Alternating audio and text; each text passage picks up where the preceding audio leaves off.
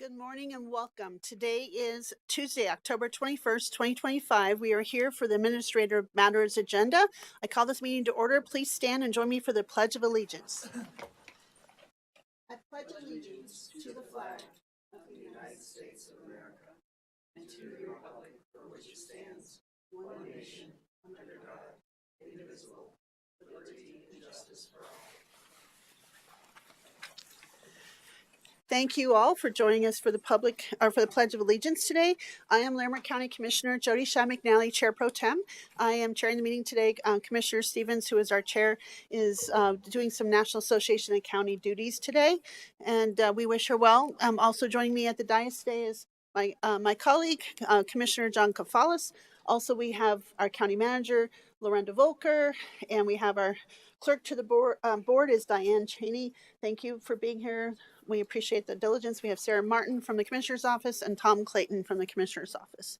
So with that, we'll move on now to public comment. I see we have one person signed up. We have Cindy Burkhart, who has listed the topic as the 4-H Foundation. So Cindy, you have 3 minutes. Thank you. Cindy Buckhart, President of the Larimer County 4-H Foundation. I think it's time for a review. During 2024, the Larimer County 4-H Foundation was not allowed to use the ranch facilities without a fee. On December 24th, the ranch director decides after nearly a year that the Larimer County 4-H Foundation is 4-H and could once again use the ranch facilities without a cost. In the meantime, the foundation has paid Larimer County for the use of the ranch facilities. December 24th, when families should be celebrating the holidays, Connor McGrath decides that the 66th Annual 4-H Carnival could proceed without expense. A contract is received on January 13th from the ranch, and the foundation immediately signed so we could get moving to host the carnival. January 15th, the executed contract is received.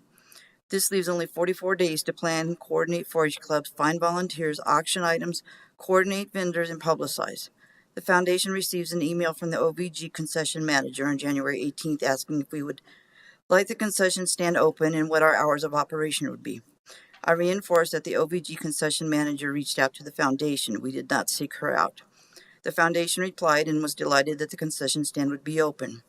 4 days later, an email was received from the OVG general manager refusing to open the concession stand and gave no reasons.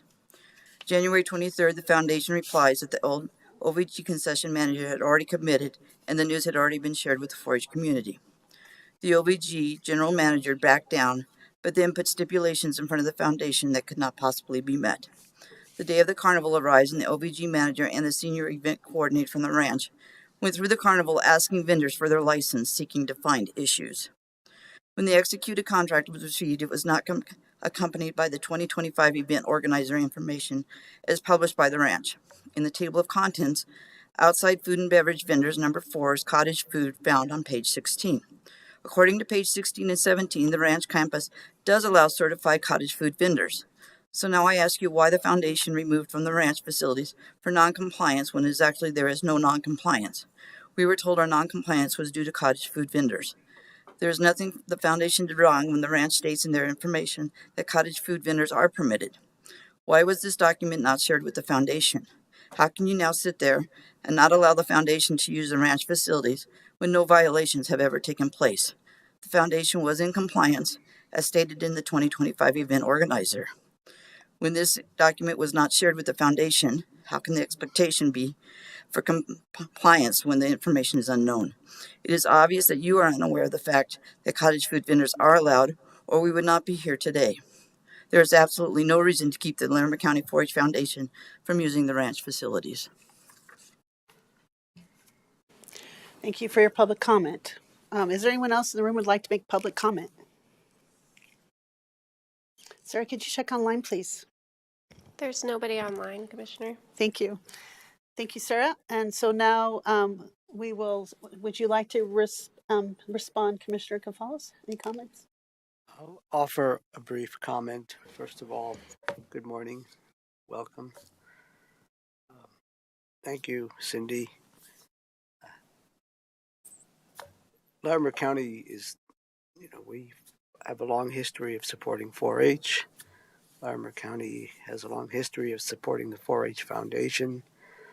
It's, as I've said before, it's more than unfortunate that we have come to this impasse, except for the fact that CSU Extension and other entities are working to find other ways for the 4-H Foundation to raise funds, to do the good work that is being done with scholarships and everything else.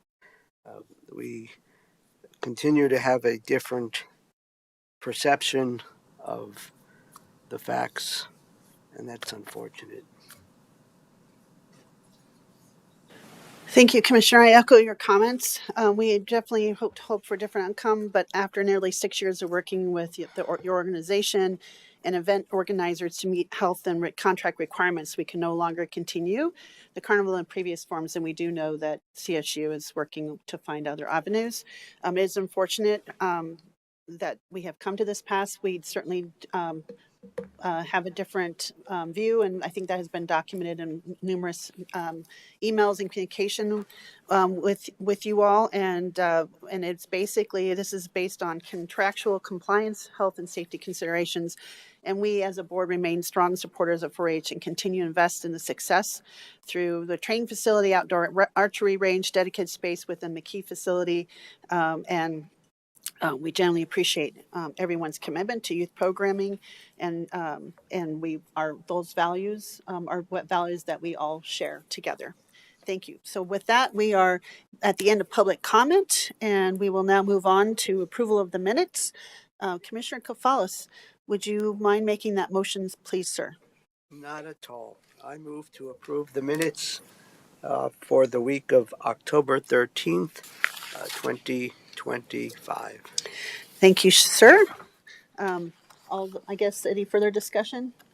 Go ahead, sir. I just want to acknowledge and provide a bit of a shout out for the clerk and the recorder's office. Every week they diligently take notes, record these public meetings, and so all of that is in the public record for folks to review, and they serve a very vital role in terms of our transparency, to the public. Thank you, sir. I echo your comments. With that, all those in favor? Aye. Aye. Okay, 2-0. We'll move on now to the upcoming schedule review. Sarah, would you mind helping us through the schedule review? Thank you. This is the Commissioner's schedule for October 27th through November 2nd, 2025. On Monday, October 27th, from 8 a.m. to 3 p.m., Commissioner Shattuck McNally will attend the Colorado Opioid Abatement Conference at Embassy Suites at 4705 Clydesdale Parkway in Loveland. From 1:30 p.m. to 2:30 p.m., there will be a work session with Leslie Ellis, Director of Community Planning, Infrastructure, and Resources in the Commissioner's Conference Room on the second floor. From 3 p.m. to 6 p.m., there will be land use items with the Development Review Team. It's a hybrid meeting. In person, it will be in the hearing room on the first floor or virtually via Zoom. From 6:30 p.m. to 10 p.m., there will be land use items with the Development Review Team. It's a hybrid meeting. In person, it will be in the hearing room on the first floor or virtually via Zoom. On Tuesday, October 28th, from 9 a.m. to 12 p.m., there will be an Administrative Matters meeting in the hearing room on the first floor. From 1 p.m. to 2 p.m., there will be administrative direction to county management in the Sprague Lake Conference Room on the second floor. From 3 p.m. to 5 p.m., commissioners will attend the Ranch Master Plan Phase 2 groundbreaking event at the ranch at 5280 Arena Circle in Loveland. On Wednesday, October 29th, from 9 a.m. to 3 p.m., Commissioner Shattuck McNally may participate in the virtual Colorado Forest Health Council meeting. From 1:30 p.m. to 3 p.m., Commissioner Shattuck McNally may attend the University Connections presentation on adapting through change, navigating shifts at federal, state, and local levels at the Visit Fort Collins Welcome Center at 7 Old Town Square, Suite 100 in Fort Collins. From 3:30 p.m. to 5 p.m., Commissioner Kofalis may attend the NOCO Works Labor Market Profile of Northern Colorado at High Country Beverage at 4200 Ronald Reagan Boulevard in Johnstown. On Thursday, October 30th, from 8:30 a.m. to 12:30 p.m., Commissioner Shattuck McNally may attend the Youth Mental Health Task Force Mini Summit at 800 South Taft Avenue in Loveland. From 9 a.m. to 10:30 a.m., Commissioner Shattuck McNally may participate in the virtual Colorado Fire Commission Prescribed Fire Subcommittee meeting. From 11:30 a.m. to 12:30 p.m., Commissioners will attend the Emergency Services Steel Topping Out Celebration at 2250 West County Road 56 in Fort Collins. From 2 p.m. to 4 p.m., there will be an annual inspection of Larimer County Jail at 2501 Midpoint Drive in Fort Collins. From 5:30 p.m. to 7:30 p.m., Commissioner Stevens may attend the White Line Foundation Route to Change. Location will be announced prior to the meeting. From 5:30 p.m. to 7:30 p.m., Commissioner Shattuck McNally will host a town hall regarding wildfires and watersheds, impacts on home insurance and resiliency, with guest speakers Michael Conway, Colorado Insurance Commissioner, Josh Roberts, Office of Emergency Management, Dakota Condon, Wildfire Partners Program, and a representative from Colorado State Forest Service. This will be held at the Larimer County Office of Emergency Management at 4872 Endeavor Drive in Johnstown. On Friday, October 31st from 9 a.m. to 11 a.m., Commissioner Stevens may participate in the virtual Colorado Works Allocation Committee meeting. From 9 a.m. to 1 p.m., Commissioners may attend the Northern Colorado Veterans Stand Down event at the First Presbyterian Church at 531 South College Avenue, probably, in Fort Collins. On Saturday, November 1st, from 9 a.m. to 10 a.m., there will be Common Grounds with Commissioner Shattuck McNally. Topic and location will be announced prior to the meeting. From 3 p.m. to 6 p.m., Commissioner Shattuck McNally may attend the Heart and Soul Dia de los Muertos event at the Pulliam Community Building at 545 North Cleveland Avenue in Loveland.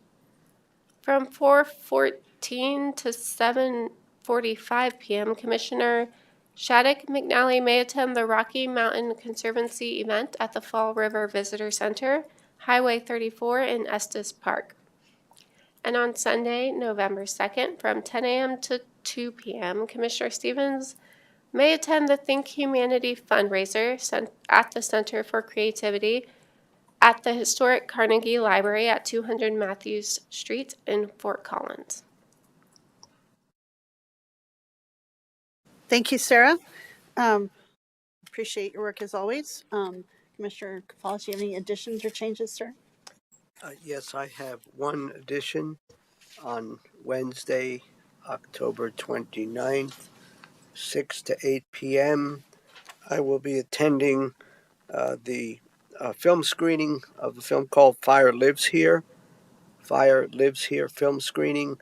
It's put on by the Coalition for the Putty River Watershed, and it's going to be at the Wolverine Public House on Willow there. That's all. Thank you. And actually, I was going to add that as well, because the same folks I'll be having the town hall with. So add that as well. This is the same group that put on Fire Forest. And so we're excited to see the next film with the Fire Shed. Also, if you can add on Monday, the 27th, if it allows, between land use hearings, I'll be going back to the Colorado Communities and Action Leadership Awards and this will be at the Embassy Suites with the Attorney General and others to present awards to community partners who are doing great work in their opioid abatement. And then also so you added the 29th, the fire. I'll be there. And then can you add on Thursday, October 30th, the representative will be the state forester and executive director for the Colorado State Forest Service will be the representative that is confirmed. And then the November 1st, the topic will be budget and other questions regarding HR changes. I'm still looking for locations so we can do slides, but it might end up just being in a side community room. So, but right now I'll be able to confirm that today, but that's where I'm at. So I think that's it. Thanks, Sarah. Okay, let's move on now to the consent agenda.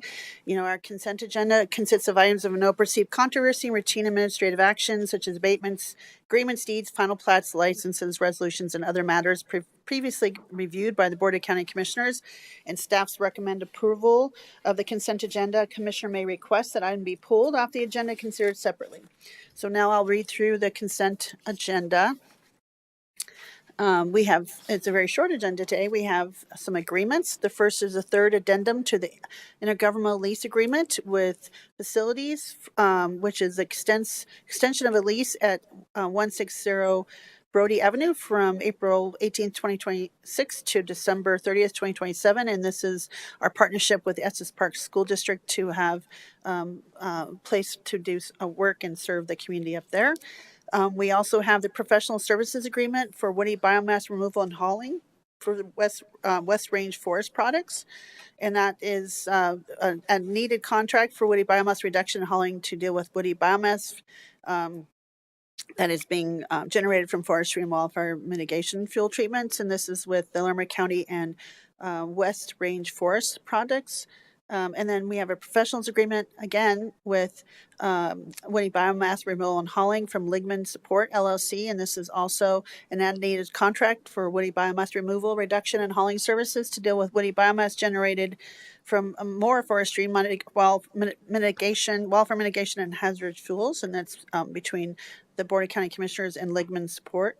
Then we have another professional agreements with Red Feather Excavating Incorporated, and this is another similar contract with the Red Feather Group, Red Feather Excavating. And then we have one item with just, and I'm very excited about that work for the wildfire woody biomass. That's, I think, with our wildfire defense grant work, and very much needed and important part of the puzzle to solve our wildfire challenges. And then we have a miscellaneous item, was one Workforce Innovation Opportunity Act Program 25 year 25 compliance plan, and this was submitted by Mark Johnson from Economic Workforce and Development Director, and this will be part of the annual Workforce Innovation Opportunity Act WIOA compliance plan, and must be submitted for the state for approval. So with all of that, short agenda, but lots of important work on it. Commissioner, did you have anything you wanted to remove? Nope. Would you please make that motion to approve the consent agenda, please? I move to approve the consent agenda for October 21st, 2025. Thank you, sir. Do you have any further comments or questions? Nope. Okay. All those in favor? Aye. Aye. Great. Did you have any guests today, sir? All these people. Okay, great. I agree. So we'll move on to our next discussion item, which I'm really excited about this first one. This is a discussion item from Behavioral Health Services, which would be take this formal opportunity to recognize our Colorado State University Psychological Services Center as recipient of the very prestigious 2025 Gary A. Darling Award, which is issued through the Impact Grant Fund and approved through the Behavioral Health Policy Council and the County Commissioners. And I will welcome Amy Martonis, our Behavioral Health Services Director, submitted this. We have Jessica, who is up here to support this. And as approved in our August 19th meeting by the Board of County Commissioners, this CSU Psychological Services Center was selected as a recipient of this 2025 Gary A. Darling Award and a company grant funding. And so we're very excited to take this moment to recognize them and to celebrate their important work in our community. So I'll turn this over to you, Jessica. Thank you. Thank you. Hello and good morning. My name is Jessica Plummer, and I'm the Program Manager for the Larimer County Behavioral Health Services Department. I oversee our annual Impact Fund Grant Program, which in the past 7 years has allocated $17.7 million in annual grants to 77 unique organizations serving people in Larimer County.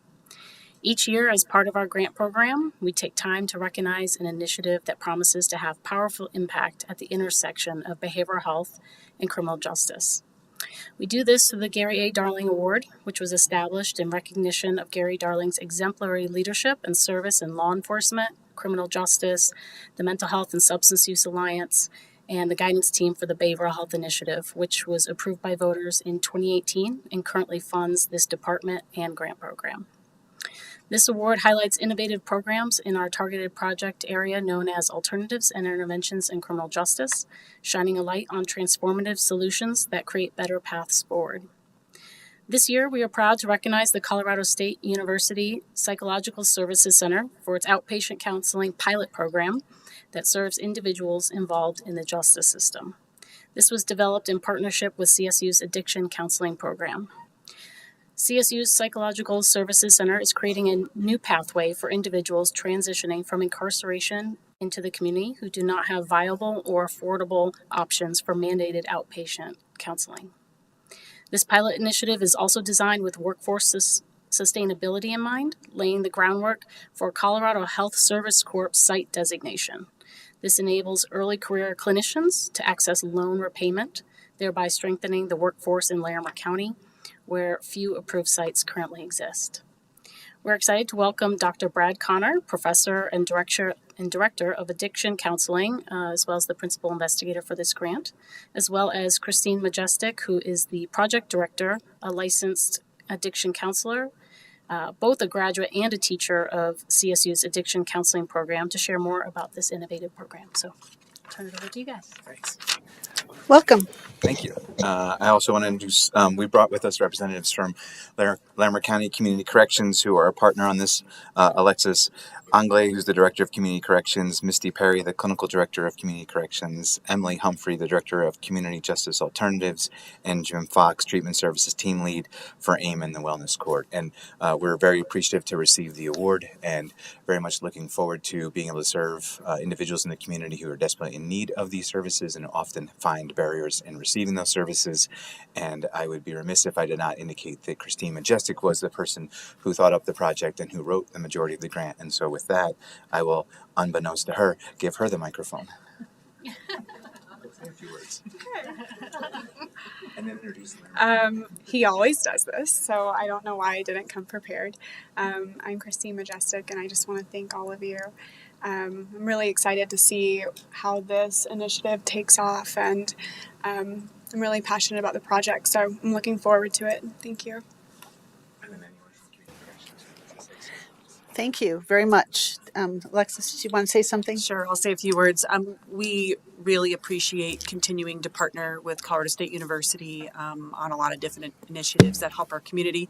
This is a really big one for us. As we know, our folks need a lot of support that they can take with them for long-term care and treatment after they serve a sentence with us. So we're really excited to partner, and we always appreciate them reaching out and looking for ways to help our community.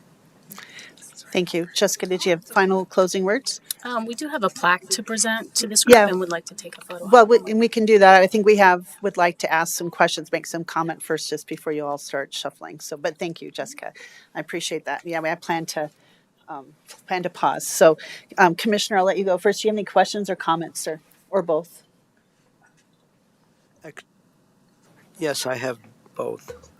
I have one question, and that is, would someone be kind enough to expand on the workforce development component of this project? From our notes, I'm reading that it provides opportunities for burgeoning mental health clinicians to do direct services with supervision and mentorship. Could you all speak to that a little bit more and how that addresses the need for the talent pipeline and getting more folks out in the field who can provide these services, especially with a population that can be complicated? Well, all of this work is complicated, but people transitioning with the criminal justice system and all that. Sure. That's my question. Then I'll probably have something nice to say about you all. I appreciate the question. So the addiction counseling, I should note I speak really quickly. If you need me to slow down, the best thing to do is just throw something at my face. I'll turn my hearing aids a little higher. All right. The addiction counseling program at Colorado State University consists of 6 programs that are designed to enhance workforce development in a space where we've noted a significant workforce shortage, and that's in addiction counseling, right? And so we do that through 2 undergraduate concentrations. So undergraduates graduate with a bachelor's degree in psychology or in social work. They can also specialize in addiction counseling, which would give them them a level 1, or in the state of Colorado, a certified addiction technician qualification. So upon graduation with a bachelor's degree, they could gain employment, and those concentrations require an internship as the capstone project. And so the internships are serving in the community, primarily at that level 1 as a CAT or a CAT, working on the floor, interacting with individuals, co-facilitating groups. We have a 2-year terminal master's degree program that is the flagship for us, and 2 of our graduates are here. That's Christine and Jim, both graduated from that program. It's a 2-year terminal master's degree. If you complete all the educational requirements, you can be eligible for licensed addiction counselor, and a second track where you could also be eligible for licensed professional counselor. And that program, as a capstone, requires a 1-year internship where students are expected to complete up to 1,000 hours in clinical service provision in the community. And we plan to, with this project, use interns to provide clinical services, and Christine will primarily be providing supervision to those interns as they provide the clinical services. So workforce development within the county, training individuals who are interested in working with participants in the criminal justice system who need mental health services and addiction counseling services. Once they graduate, we hope that they will stay in the community and continue to work in that space. May I do a follow-up, please? Thank you. And indeed, you do speak rather rapidly, but I think I got most of it. Thank you.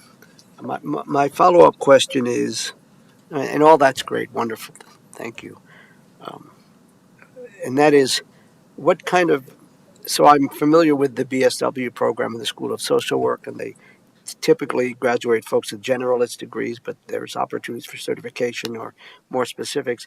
What are we doing to recruit folks who maybe can bring lived experience to getting a BSW, who have had interactions, with the criminal justice system? Because I think that's valuable experience to bring to the job.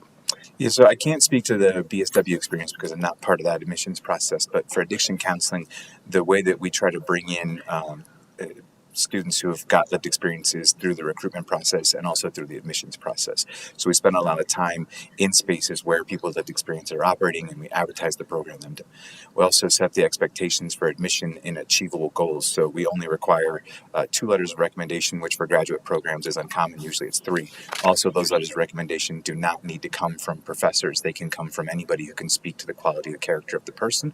And the primary admissions criteria relies on the statement of purpose from the applicant, who indicates a strong desire to want to help people who are struggling with addictions. We also don't require the GRE score or any other requirements like that, and the minimum GPA for admission to that master's program is 3.0, but we're able to lower it if we need to and make exceptions. And so by taking those steps, we have in fact created a graduate program that is the most diverse on the CSU campus outside of ethnic studies programs. Our graduation rate is about 95%, our employment rate's a little over 90%, and our licensure rate's about 80%, and that would be higher except for that it usually takes about a year or a little bit more than a year after graduation to finish the postgraduate training hours. And so even though we're about 80% on licensure, we're projecting upwards of 95% licensure of our graduates. And so by all standard academic metrics, a very successful program with a very diverse population of students. And I think because of that standard, this program's been operating since 2016. The word's out that we're a really accepting program. And so our applications are usually much more diverse than any other graduate program, especially in the Department of Psychology. Yes, this will be the last question, and then just I love all your questions. A lot of gratitude, and I think this is really important, and the fact that you're leveraging other funds and resources from and creating this kind of synergy. But I guess my last question, I almost always ask this, and that is the money that you're receiving through the Gary A. Darling Award, whatever I forget, 50 grand, whatever it is. How are you evaluating whether that money is a good investment and it's making a difference in people's lives? It's a good question. So we'll collect data from them at admission, and we'll collect data from them along the way, and then at discharge and long-term follow-up to ensure that they got the services they needed, they got the support that they needed, and that they are returning to the community with the probability for gainful employment and to give back to the community they're returning to. And so data and tracking data over time. Great. Thank you. Thank you, sir. You're good, as they say. Thank you. Commissioners, do you want to make any comments? Oh, I did, just to say thank you. I mean, Okay. I think this is great. Great. Decision. Thank you, Commissioner.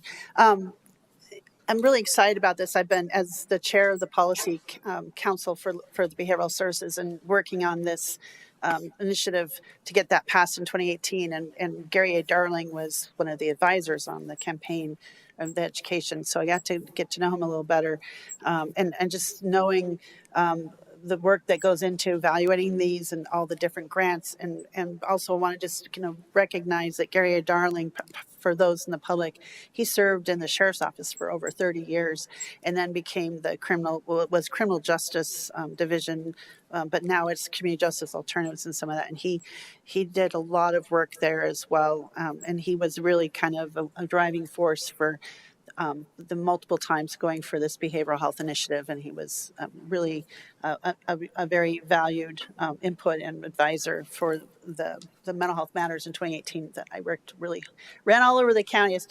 I keep laughing, I still have orange brains appear out of nowhere that we carried around the campaign. But I just, for that work, this is why we put this aside as commissioners and appointed this special recognition, because otherwise, some of this work, people don't understand how critical it is, and in the long run for a lot of reasons. And you shared a lot of why this is important, and I think it checks a lot of boxes for me, just even as a policy council chair, but also as a commissioner, knowing that it's not only helping folks, it's helping with workforce development, and actually helping with this long-term solutions of getting enough folks out in the community, because this work is there's a lot of work needed and a lot of trained, very well specialized individuals who really care about helping folks find hope and a pathway to a healthier, better life. And I know our amazing group, with under the outstanding leadership and direction of Emily Humphreys, who won't stand up there, but I wanted to recognize her. And I just know a lot of the folks that are here, this is, under her leadership and under Gary's leadership before her. And so I just wanted to say thank you. And it's really important to have that training. And so CSU is really a remarkable university and organization, and to know that you're trying to be flexible and really think about the sustainable, and the internship is so critical. So I really like this pilot program. Christine, sounds like you came kind of the brainchild of this, so it's really part of the other ideas is merging merging practices, and something that we're looking for is the county through the behavioral health impact grants is not only what we know is working, because this landscape has changed. In 2018, there was none of this kind of stuff happening. I wouldn't say none, but it's very, very rare. And so been able to start seeing these emerging practices or ideas coming up, and we can incubate them and help support them going forward is just phenomenal. And I want to thank our behavioral health team and Jessica. The tireless work you do year round with managing this grant program is outstanding, and the relationships that you develop, and the great team, and Amy, you have a great team all working together to support each other. It's just really special.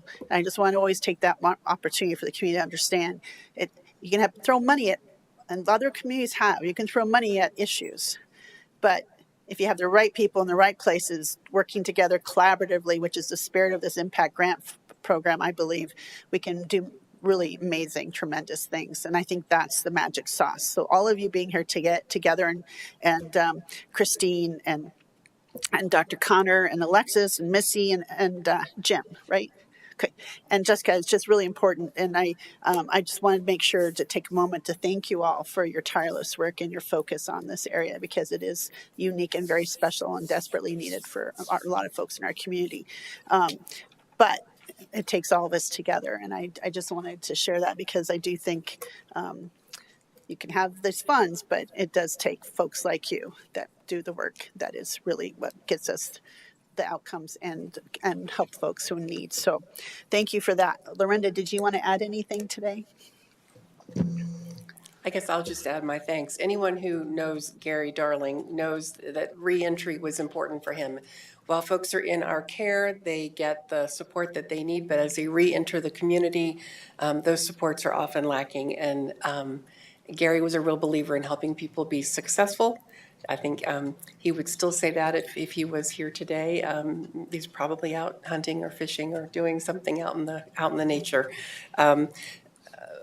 But the idea of developing a pipeline of people who will support that work and support those folks who are leaving our program so that they are successful, hopefully never to return to the program, to be successful members of our society, is exactly the long-term goal. And the creativity of coming up with this, running a pilot program to see how it works, measuring how it happens, all great, great things. And so this was a perfect award, I think, to fall under this Gary A. Darling Award category. It's great to see you all and hear about how it's all working, and it'll be even better a year from now to hear how it went. So thank you and congratulations. Thank you, Lorenda. Well said. And yeah, congratulations, well deserved, and thank you. So let's take a moment to pause while we take a photo to celebrate you and look forward to see the outcomes. And we'll pause. We'll be returning more shortly. Thank you.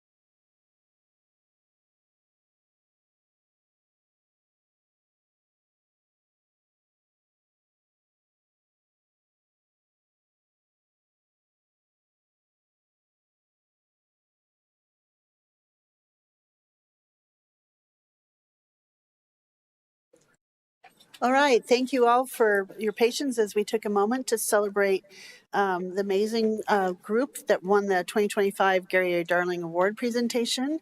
And that was the CSU Psychological Services Center under Dr. Connor, who was working with our Community Justice Alternatives and Community Corrections group. So really excited about that. And thank you again and congratulations. We'll move on to our next item, which is this week, October 19th through the 25th, is Case Manager Appreciation Week. And really, we know how important case managers are in Larimer County, who play a vital role in offering personalized support to help individuals and families overcome barriers in a lot of ways. And these amazing, hardworking, tireless, big heart folks are really at the core of a lot of the work that we do, important work that we do here at Larimer County. And we know that these professionals work really hard to break cycles of poverty and recidivism and promoting long-term stability for themselves and their families, and really important work. So I will let you introduce yourself. And I guess Vanessa's not here today, but so thank you for being here, and let you introduce yourself, because I'm drawing a blank on your last name. I apologize. But That's thank you. quite right. Welcome. I'm Nancy Kelly. I am a Deputy Division Manager for Larimer County Department of Human Services in the Benefits and Community Support Division. Vanessa couldn't be here today, so I am here representing her, as well as some members of our case management team from Human Services. Case managers across Larimer County are the crucial link between residents and life-changing resources serving diverse populations through Colorado Works, which is the Colorado version of Temporary Assistance for Needy Families, the Employment First program, the Office on Aging, and Community Justice Alternatives. These dedicated professionals are far more than administrators. They're coaches, advocates, and strategists who employ personalized assessment, planning, and facilitation to empower individuals and families. Whether the goal is economic mobility, safe independent living, or successful community reintegration, their shared mission is to help residents overcome significant barriers and build a foundation for long-term stability. This vital support is highly specialized and hands-on. A Colorado Works case manager working with low-income families co-creates an individualized plan that addresses immediate barriers to employment, such as securing childcare or transportation, while connecting parents to job resources, workshops, and vocational training. Similarly, an Employment First case manager acts as a career strategist for individuals, assessing skills, connecting them directly with local employers, and providing ongoing coaching to ensure job retention and career advancement.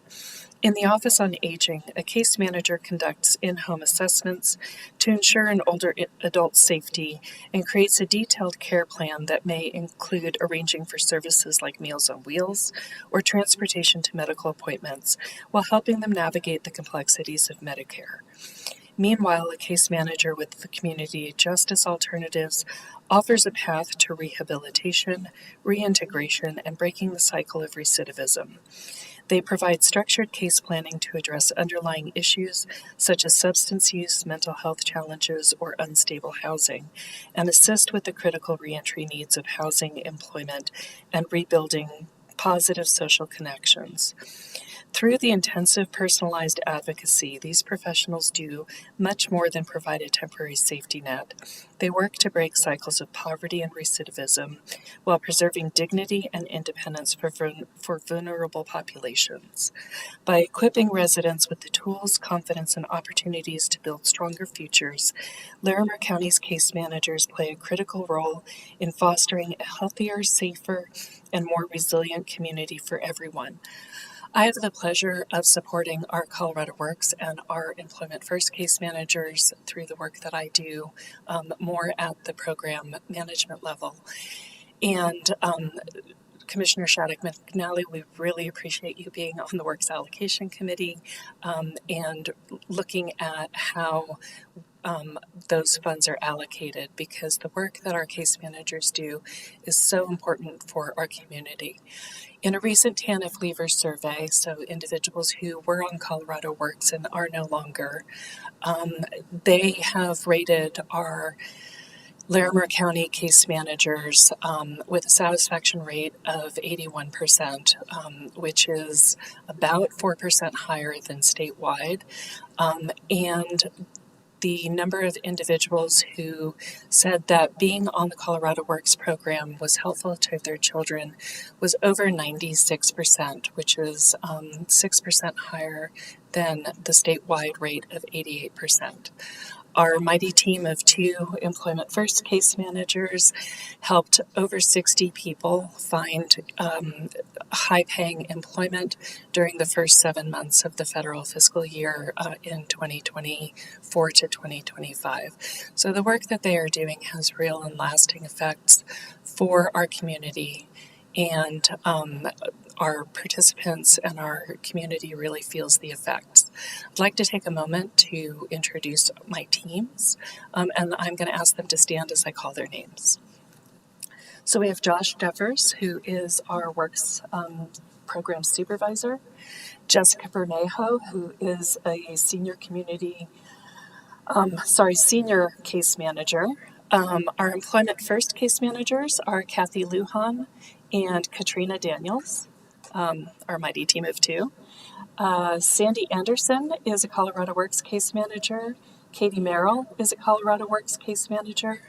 Naomi Salazar, a Colorado Works case manager. Kim Leslie, Colorado Works case manager.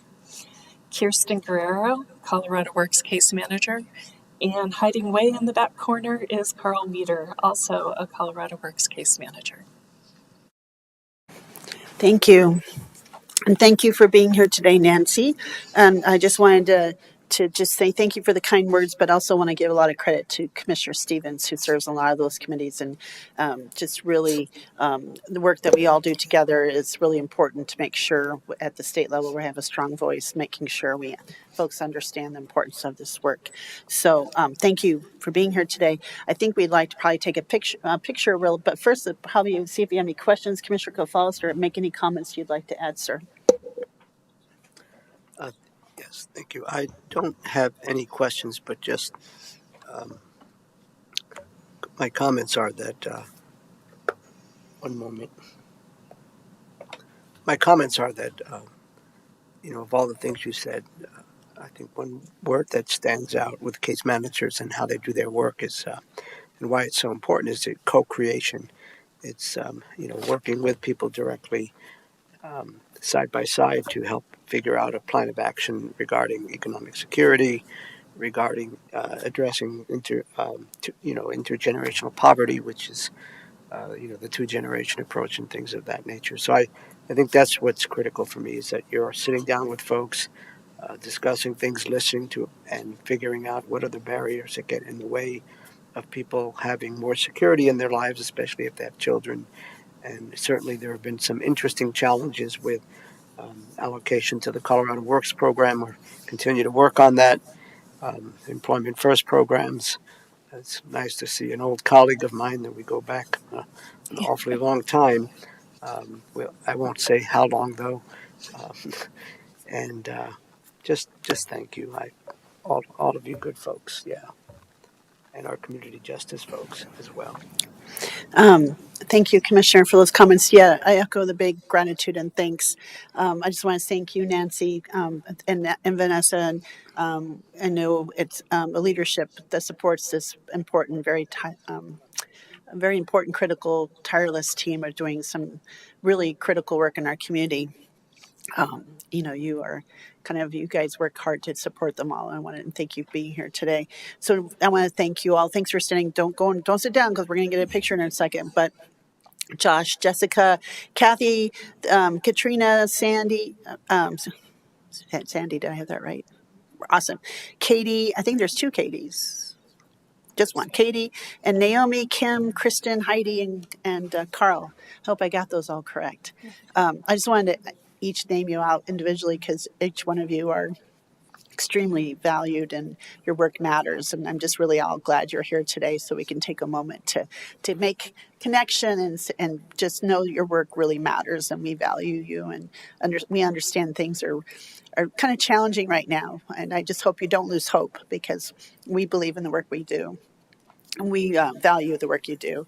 And I know that you're really critical for these vulnerable individuals and families, because you're vital advocates, and you bridge those gaps to help support systems, and help them navigate even more now complex systems, as you're still probably learning how to some more complexities, and really connect with these essential resources, and overcome significant life challenges, and also trying to break this cycle. I think it's really important that your work has got a long-term impact and makes legacies. So I just want to make sure you all heard that from me this morning, that your work matters, and we know that we are all working as hard as we can to make sure your work continues, and we support you. So, Lorraine, do you have anything to add? And then we'll take a photo. I guess I will add, Vanessa came to us and wanted to do a proclamation in your honor. We didn't have time to get the proclamation reviewed, ready for this week. And so we are here just to honor you. Next year, you'll have to sit through a proclamation, because we do want you to hear all the great things that we appreciate that you do. Your work is never ending. You see people at the most difficult time of their lives, and you are amazing problem solvers. When there's not enough resources in one bucket, you will certainly look around for as many other buckets as you can find in our community to try to connect people to the things that they need. So one day is not enough to say thank you. The work you do is incredible, but thank you. Thank you, Lorinda. Well said. And so we're going to take a moment to take a photo because we certainly want to recognize and celebrate Case Manager and Caseworker Appreciation Week. So we're going to pause. Everyone come up. We'll take a photo. Thank you.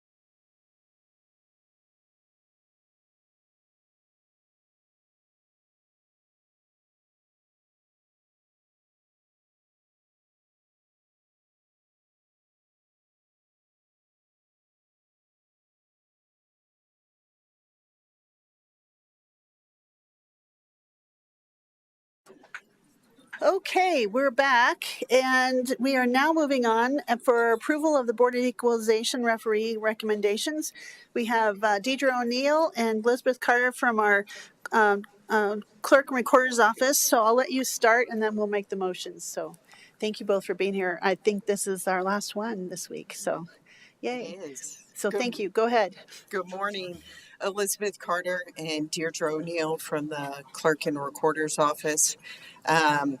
And Deirdre is going to give you our final update as well as a summary for the 2025 CBOE cycle.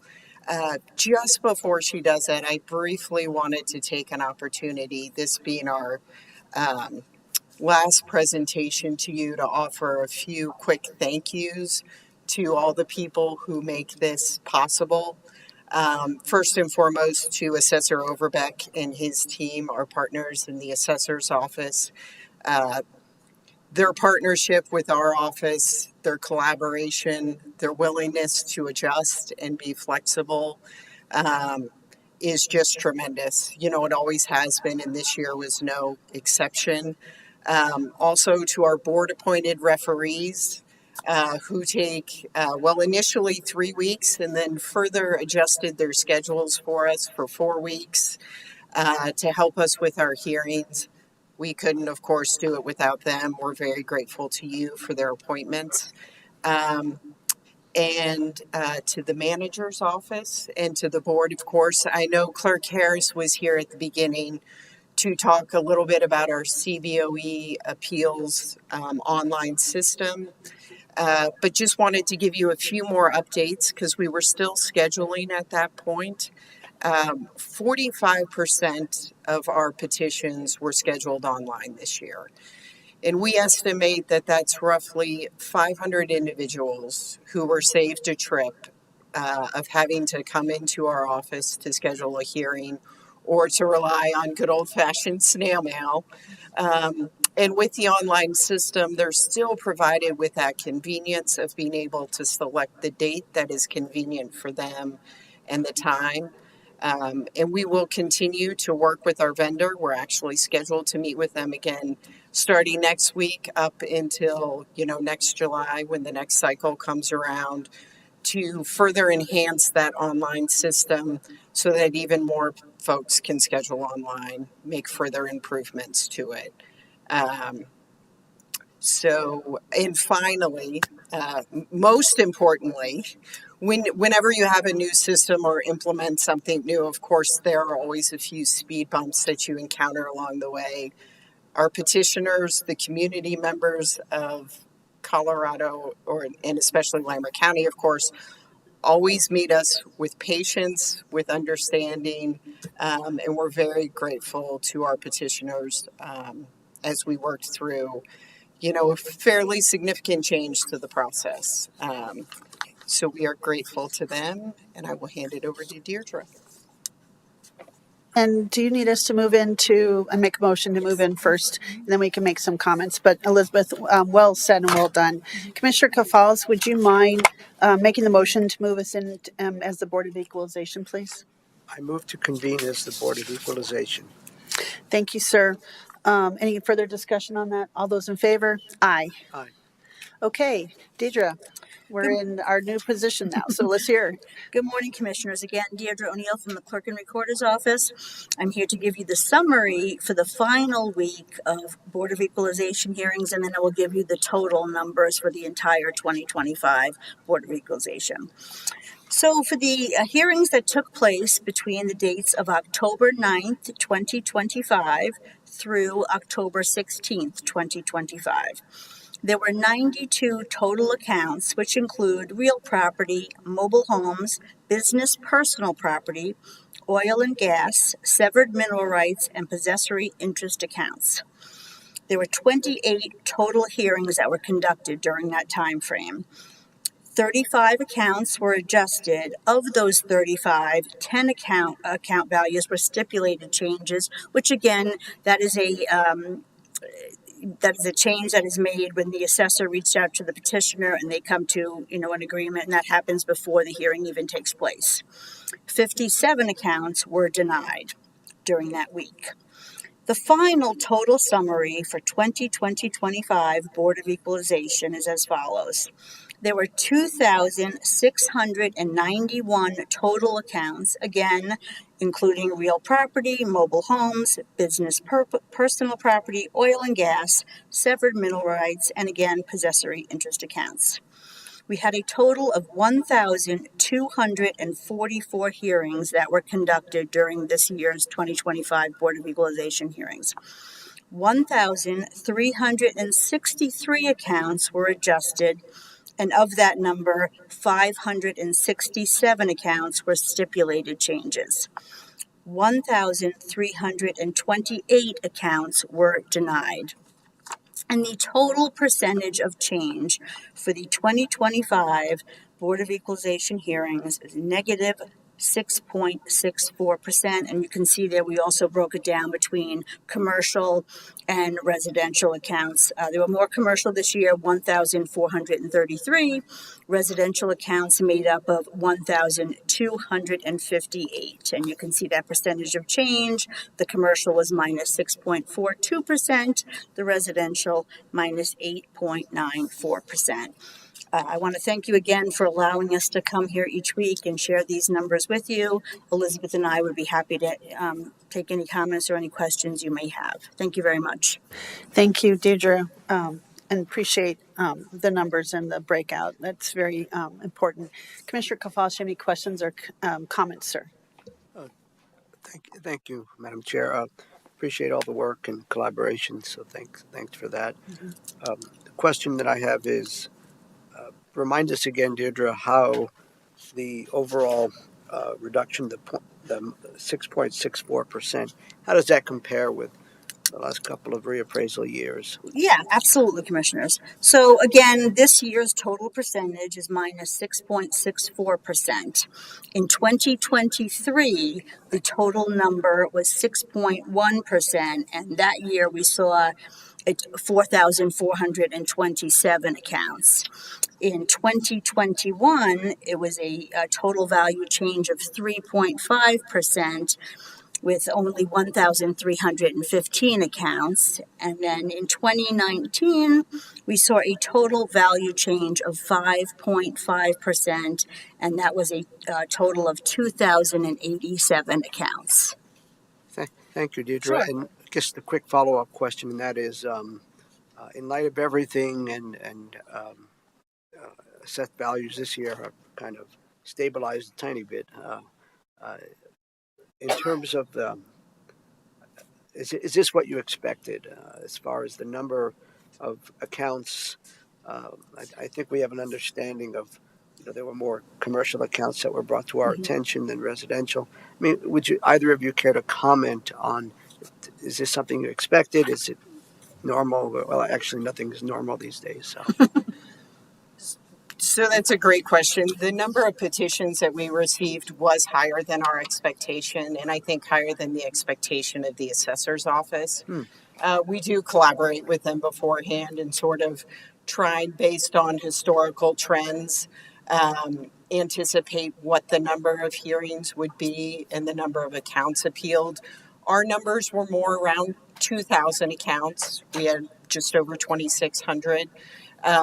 I think the thing that was striking, and you already, mentioned this, was the number of commercial accounts. Just over 53% of the petitions heard this year were for commercial accounts, which we saw roughly the same number of commercial accounts appealed this year that we saw in 2023, but we almost had double the overall number of accounts in 2023. So it was, I think the commercial appeals rate was a little bit higher than anticipated. Thank you both. Yes, thank you. First, I just wanted to comment, Elizabeth, your opening comments were just so well stated, and I really appreciate everything you said. The work that you all do is tremendous, and appreciate you giving a shout out to, working with the assessor's office and this new system. And I hear it was helpful, and so hopefully it was helpful for all of you.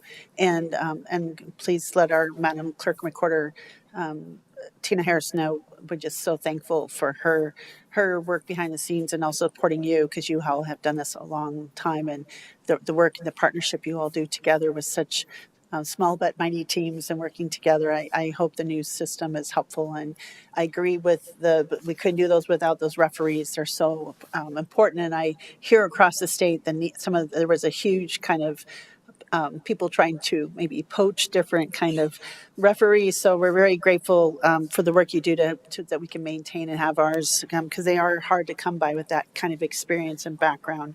And I just want to thank you for being here every week and giving us some of these numbers and data, because it's really helpful. I had some similar questions that Commissioner Gonzalez had shared, but I just wanted to just say what a professional, exemplary job you've done, and I just want to thank you for your work. It's really important, and I know it's a mighty team that works along with you, but you coming in front of us these last 4 weeks and just kind of helping us navigate and understand. So I just want to say thanks.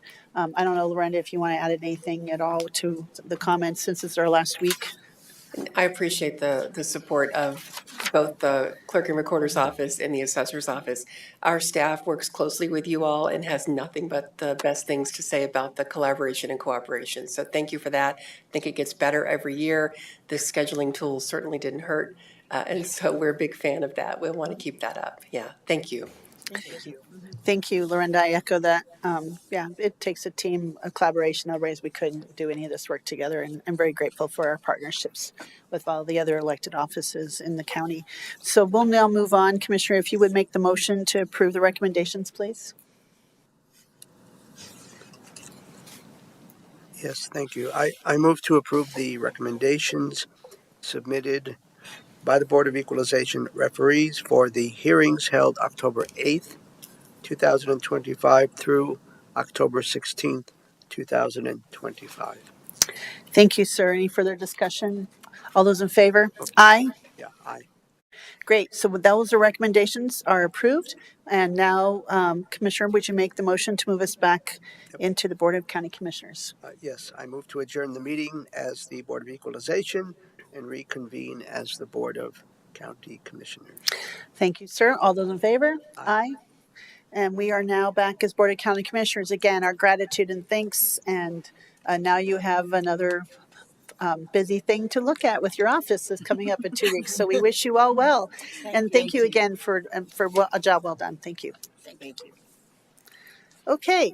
And that's all we have for our discussion items on our agenda today. We'll move on to our county manager update. Thank you, Commissioners. I'll keep it pretty brief. I want to say a special thank you to CSU Extension Front Range Regional Director Carrie Rollins and Fort Collins Chamber of Commerce Executive Director Ann Hutchinson for their time last week. Those were always great meetings, great coordination and collaboration with those organizations. In addition to meeting with the sheriff and I meet every couple of weeks, and so we coordinate all kinds of things. Right now, we're mostly talking about budget, and I appreciate his participation and cooperation. He's a great partner. All of us collectively attended the joint meeting with the Visit Estes Park operating plan with the town of Estes Park, and I'll let you all talk a bit more about that if you'd like.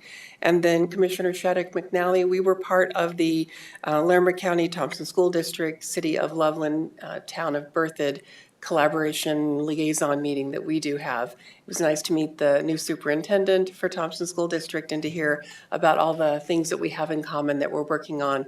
There's never a shortage of things to talk about at those meetings. It seems like the agendas write themselves. So thank you to everyone for the time they took to invite the county in and to talk with us about what's important to them and what our goals are as well. Thank you. Thank you, Lorinda. And thank you for your hard work. I know there's been a lot going on. And then we also had our budget email and letter come out last week. So I know that was a lot of work on your behalf. We did. Thank you for that. One more thing I neglected to say is that there is a budget work session tomorrow at 2:30. Folks can watch it on larimer.gov. Just navigate to the commissioner's page or the budget page, and you'll be able to watch that either live or afterward as a YouTube recording. Thank you. Commissioner Kowalski, any questions or comments for Lorinda on her report? So I'll turn this over to you, sir, to share any updates or things you did last week with the public. And do you have any report outs? I think I'll just focus on Saturday. That was a busy day. Just a couple of quick things. And the first is that I participated in the CSU homecoming 5K race over at the campus at the Oval. And I share that because it's a lot of people turned out. It's a great community event and a lot of good spirit. Then I also participated in the many thousands of people who assembled peacefully to exercise their First Amendment rights. The No Kings rally that began at Civic Center Park and the march. I believe everyone conducted themselves with respect for each other, and it was a good show of democracy. Shout out to our law enforcement folks. They deserve a lot of credit, I think, here locally for keeping the peace. And then I attended the event at Front Range Community College at the Mission Reconnect Veterans Resource Fair, and they had presentations, and they had a lot of good information. Our veteran service officers were there, Lee Cooper and others. So that was nice to stop in there for a little bit. And then from there, actually, I went to the Veterans Plaza of Northern Colorado. Had they have a historical marker that the Daughters of the American Revolution were part of. So it was a nice ceremony. It's to commemorate the 250-year birthday of this country next year. And so now that is that plaque, or that is on one of the pillars there at the Veterans Plaza. So it was nice to connect with folks there. And then finally, I went to I attended part of the Fort Collins Habitat for Humanity. They call it Habitat Homecoming Fundraiser at Lincoln Center. They raised a lot of money, and they do a lot of good work. They're almost completed with that cottage homes development on Harmony Road there. I mean, that was one of the biggest deals. I think that's like 40 plus homes, and they've never done something like that on that scale. And of course, some of those homes are built by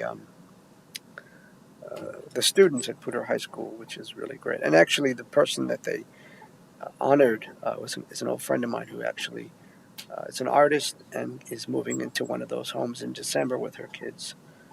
It was nice to see Leslie. Thank you.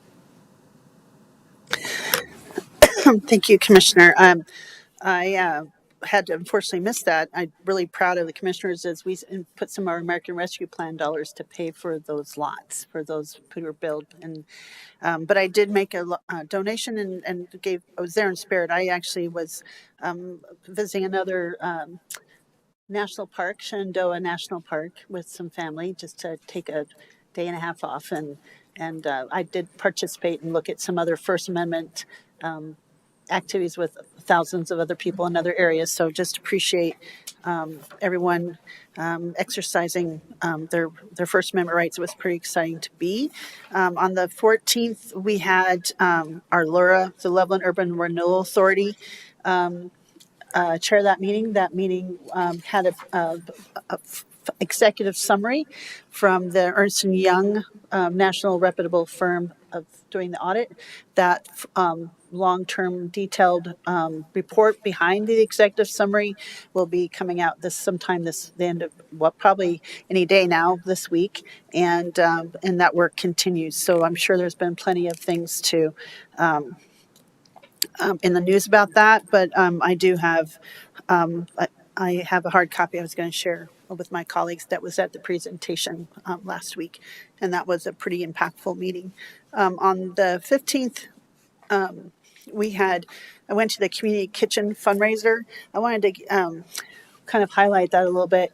A community kitchen, in Loveland's community kitchen, people can show up and get food and meals and sometimes takeaway bags if they're day workers and things. And they have they're getting ready to celebrate their 30th year as a nonprofit in Loveland area, and they have done a lot of work to serve a lot of families. It's over almost 160,000 meals a year that they did last year, and they have starting in March.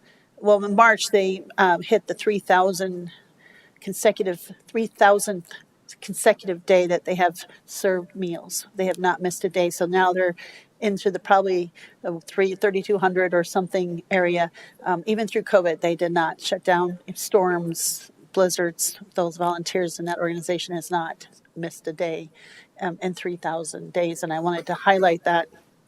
In the first 3 quarters, they've already seen a 5% increase in need and families, which is heartbreaking. And I just want to share a story that the president of the board kind of choked up sharing, but they have an 8 and 10-year-old who have been coming to get meals regularly now by themselves. So I just wanted to share that. It's pretty impactful. So as we know, we've heard some of these impacts in November, and that's been pretty widely publicized through the news about the suspension of SNAP benefits.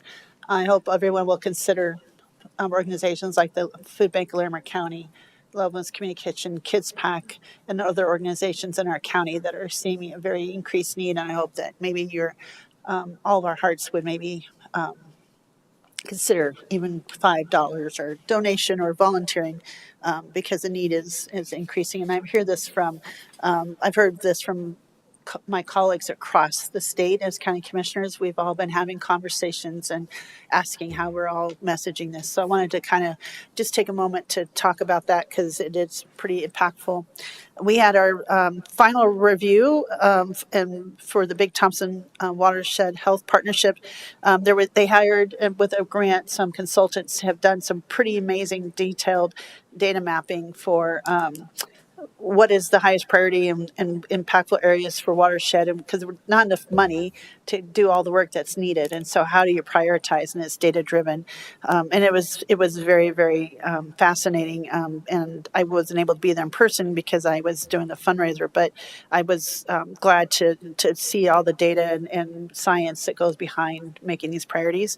And then we had an extra Colorado Forest Health Council meeting for kind of to have more discussion because as you heard, next week we have our quarterly Forest Health Council meeting, but we're going to look at finalizing our 30-year vision for 2055 for the Colorado Forest Health vision and 30-year plan.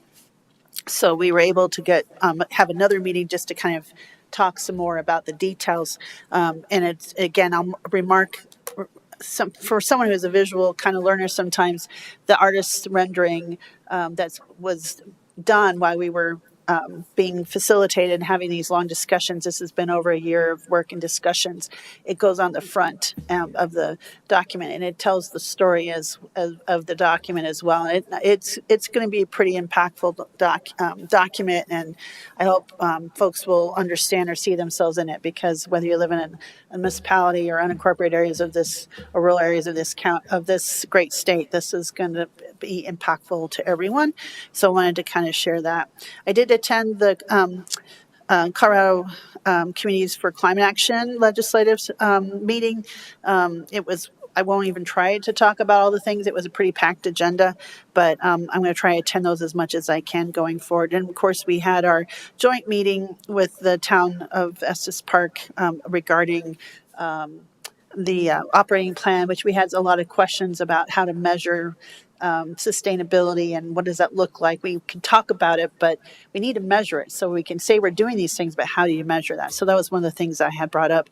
And I appreciate our partnership with the town trustees and the town of Estes Park, because we do that work together, and that's important as we're both collaborators on this, overseeing this marketing district, which is going to be important for as ever. We have the Sundance Festival coming, and also the Stanley Film Center, and all that is going to be really important to have those partnerships as strong as possible, as we have a lot to go on. Also, the next day we had